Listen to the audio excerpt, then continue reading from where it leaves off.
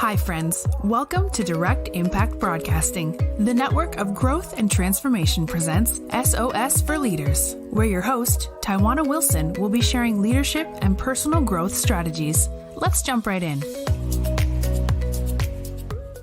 Welcome to SOS For Leaders. I am your leadership mentor and host, Tawana Wilson. If this is your first time listening to this podcast, thank you so much for stopping by and checking out the tidbits that I have to offer.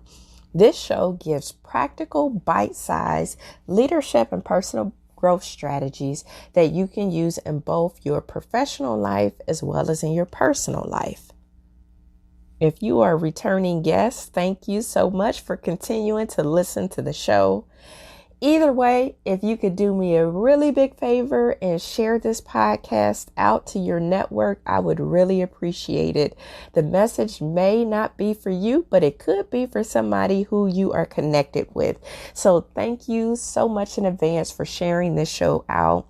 You can find it on your favorite podcast platform or by going to directimpactbroadcasting.com. So let's jump into what we have to talk about today. We've been on this talk about mentoring and how to make a difference in somebody's life, what kind of qualities or traits you need to have as being a mentor. But let's talk about the ways that you can give back to the world as a mentor, the way that you can give back as a trainer, as a teacher, and, maybe you want to just impact somebody, one time or maybe ongoing. But either way, how do you know when you found that somebody who will make the perfect student, the perfect mentee, or that perfect team member that you can actually share your knowledge with? Well, you can start by looking for these simple traits to see if the person is really ready and willing to learn. Because you can have all the knowledge in the world, you can have all the experience in the world, but if the person that you are sharing it with is not ready to learn or listen or grow, then you're going to be wasting your time, they're going to be wasting their time, and it's not going to be a positive mentoring, training, teaching scenario for either of you. So when you're looking to make your impact on the world and looking for your mentee, here are some simple traits that you can look for to know if they are ready to actually learn. One, they're willing to put in the time. So look for somebody who's not looking for instant success. As the law of process says, leadership develops daily, not in a day. So you have to put in the time to grow, to learn, to be successful, to be better, to improve your leadership skills. The perfect student or a great student recognizes that there's going to be some time commitment involved in a mentoring relationship. So seek out the relationship or the person who's willing to work hard and put out some real effort at what they are doing.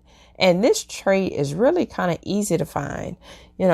Just look for somebody who's already going that extra mile, who's looking for somebody just like you to want to offer their wisdom, their expertise, because that's going to be the person that's really going to benefit from mentoring. Not the person that's like, they are in a mentoring relationship or program because their job forced them to be in it, or their boss recommended that they do this, that they can enhance, or even the student who may not even be ready.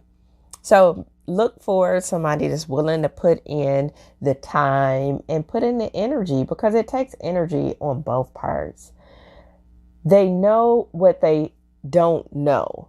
This is a big deal because mentorship gives you influence, access, and information. So you want to find somebody that know what they don't know. When somebody has already been doing what you wish to teach them or mentor them, they might not feel like you have anything to offer. So, and worse, they might think they know more than you do. Here they are being a know-it-all. You're trying to teach and guide and coach them, and they act like they know it all already. The most teachable individual is the one without much experience or recognizes they still have much to learn. And so that's the kind of person that you would be looking for, that would allow for a good mentoring relationship. Nobody knows it all. And that's fine. We all are here to continue to keep learning and growing and understanding that what they don't know.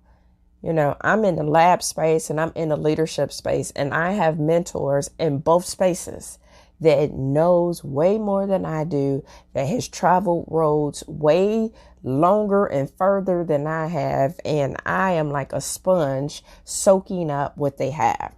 But I also know that there are people that have not traveled as far as I have, that I can offer some great expertise. So you have to know what you don't know, and look for people that they know what they don't know, and they are open.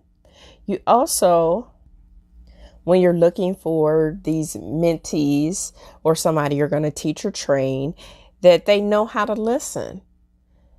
Listening is important. Active listening is important. So being able to listen and being quiet and them being able to let you speak is important.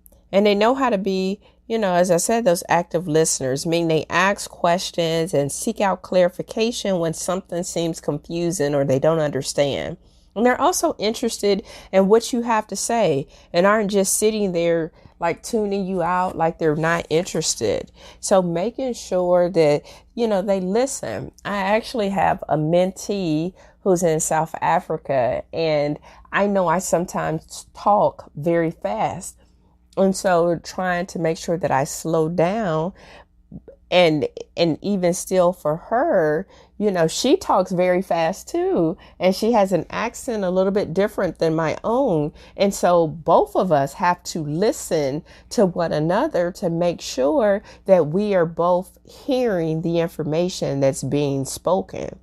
So make sure that when you find that mentee, that they are willing to listen.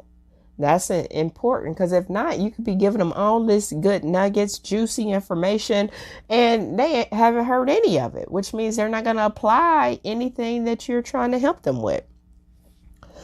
When you're looking for somebody to mentor, make sure you find somebody who've already discovered other mentors. So someone eager to learn has already sought out other teachers. So this may not be their first rodeo with a mentor.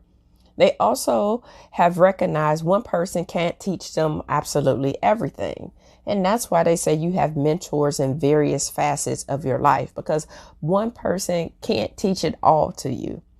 And it's very likely that they've had other mentors along the way and appreciate having the relationship that they've had with those individuals, which means that they value the mentoring relationship. So look for somebody that may be familiar with mentoring and understand that as well. That will lead to a successful relationship.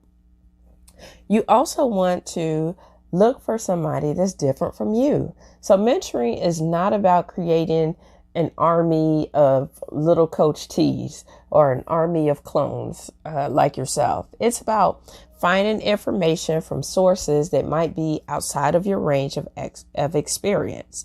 This means you want a mentee who was different from you, somewhat different from you. This gives the added assurance you have something unique to bring to the table. So it's interesting for me. Like I said, I have a mentee that's in South Africa, and although we're both women of color, our culture is very different. And so I learn as much from her as she learns from me. So I am teaching her how to navigate LinkedIn. I'm teaching her how to get her resume together and get ready for interviews. And she's teaching me some of the things that, that they do in South Africa. She's a finance major. And so it's always interesting, some of the things with education and some of the tests she has to take. And it's just interesting culturally. So sometimes when we meet via Zoom, sometimes we have to even cancel our session because the country is undergoing some kind of electrical testing for the day. So it's just interesting, some of the dynamics of things that I may take for granted that is a big deal just in how her daily life and daily way of maneuvering.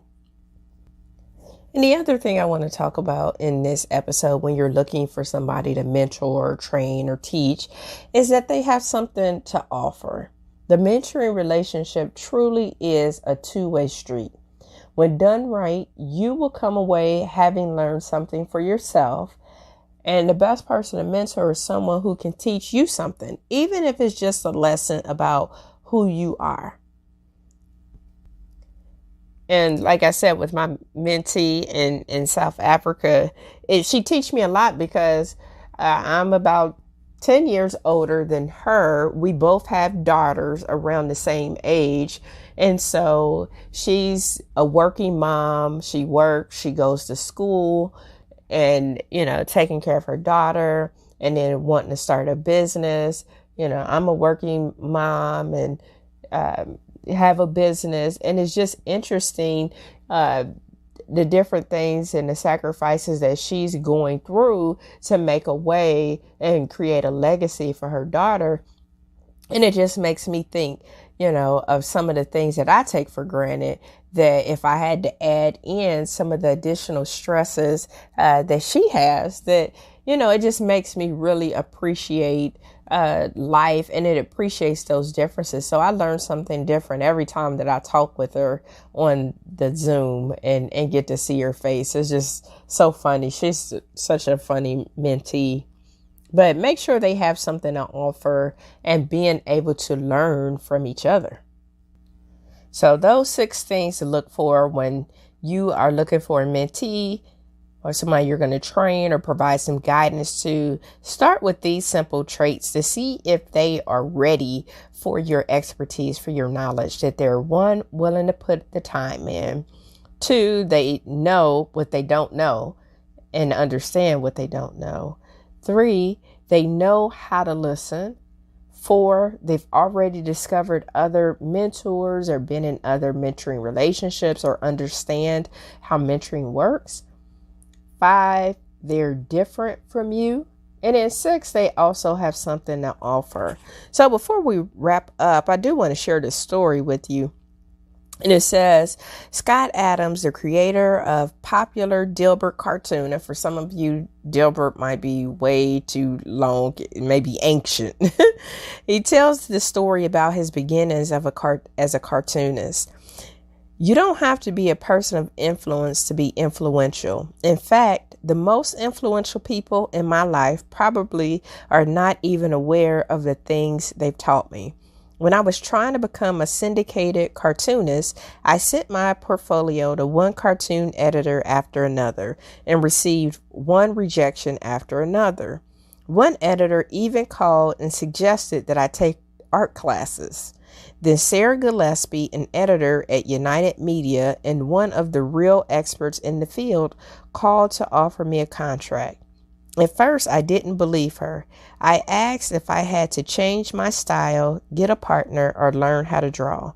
But she believed I was already good enough to be a nationally syndicated cartoonist. Her confidence in me completely changed my frame of reference and altered how I thought about my own abilities.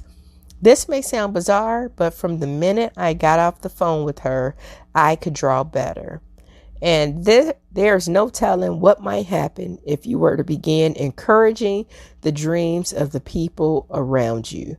And so I wanted to read that because I thought it was relevant to what I was talking about today, of finding that somebody that's willing to learn. And if you give them just your expertise, your willingness to be an influence on their life, you never know what'll happen. You get to watch them bloom. Encourage someone today, and you might get to watch them bloom tomorrow. So thank you so much for tuning in to this episode of SOS for Leaders. Again, please share this episode out with anybody who could benefit from listening to it, and I will touch base and check in with you on the next podcast. Until then, have an amazing day. Thank you for tuning in to another episode of SOS for Leaders, where Tawana shared nuggets of wisdom that you can use to win in life. Follow her on Facebook, Instagram, and connect on LinkedIn. And remember, the secrets of success in your life resides inside of you. When you know what your strengths are, you can utilize them to live an impactful and influential life.